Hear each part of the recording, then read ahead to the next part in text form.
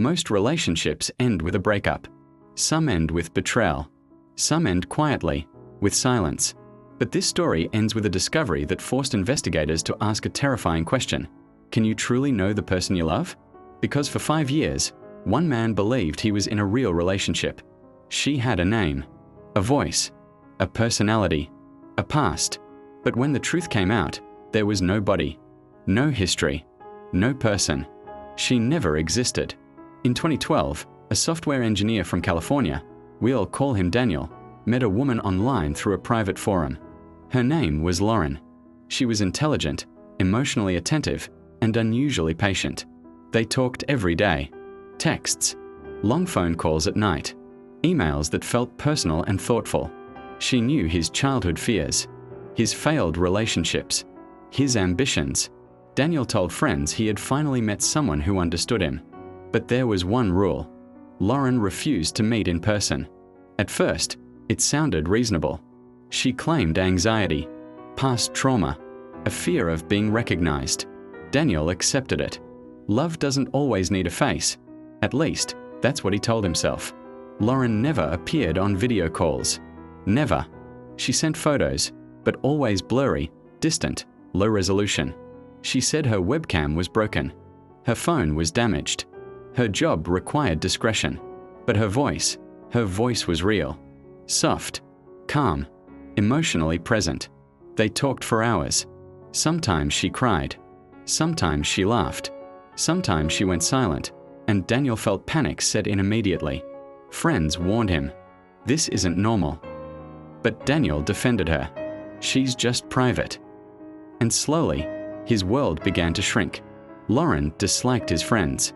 She never told him directly to stop seeing them. She didn't need to. She planted doubt instead. They don't really care about you. They don't understand what we have. They want you to fail. Daniel began canceling plans, missing birthdays, ignoring calls. Lauren was always there, always available, always supportive. But she became increasingly fragile. She spoke of self-harm, of panic attacks, of being watched. Daniel felt responsible. Leaving her, he believed, might destroy her completely. In year 4 of the relationship, Daniel noticed something disturbing. Lauren's stories didn't line up. Her childhood details changed. Her timeline shifted. A job she claimed to work at didn't exist. A university she mentioned had no record of her name. When he confronted her gently, she reacted strongly, crying, accusing him of distrust, threatening to disappear. Daniel backed down. Fear won over logic. But doubt had already entered the room. After 5 years, Daniel did something he'd never done before. He traced the phone number. It was a VoIP line. He traced the IP address. It routed through multiple servers, but all activity came from the same city. His city. Lauren was close. Very close. Daniel contacted a private investigator. What they found ended everything. Lauren wasn't one person. She was 3. A group of individuals who had met on a psychological roleplay forum years earlier. They created Lauren together, shared the role, shared the messages, shared the voice calls using filters. Their goal wasn't money. It was emotional control. They wanted to see how far a human connection could be pushed without physical presence. Daniel wasn't the first, but he was the longest.